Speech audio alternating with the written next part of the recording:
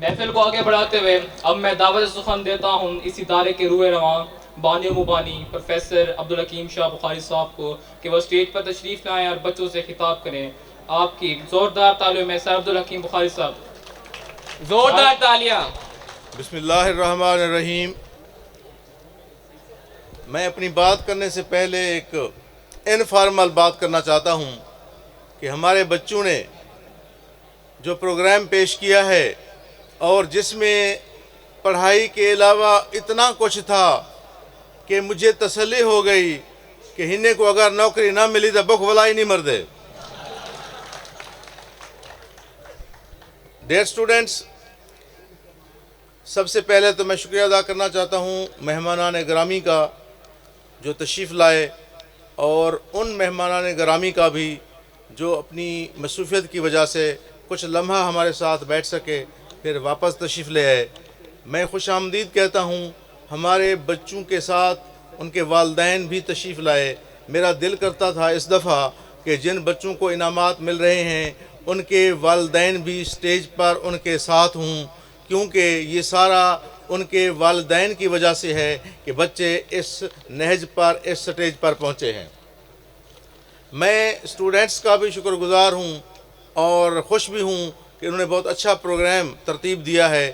اس دفعہ میری کاوش اس پروگرام کو ترتیب دینے میں کم تھی، نوجوانوں کی زیادہ تھی. متین محمد اور اس کی ٹیم کو بھی میں مبارکباد دیتا ہوں کہ انہوں نے اچھے سے اس کو انتظام کیا اور اس کو منظم کیا. اسٹوڈنٹس، اگر کوئی محفل ہو، کوئی بڑا آپ سے مخاطب ہو اور کوئی ایڈوائس نہ کرے اور کوئی نصیحت نہ کرے تو یہ اچھی بات نہیں ہوتی. میں آپ کو ایک نصیحت کرتا ہوں کہ زندگی جو ہماری گزر رہی ہے اور جس طرح کا تصور ہے زندگی گزرنے کا وہ بالکل مختلف ہے.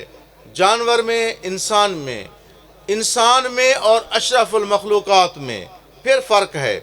ایک عام جانور جس کو کہتے ہیں، اس کی زندگی کا مقصد کھانا ہے، پینا ہے، مر جانا ہے، جو ہم دن و رات کرتے ہیں، دیکھتے ہیں.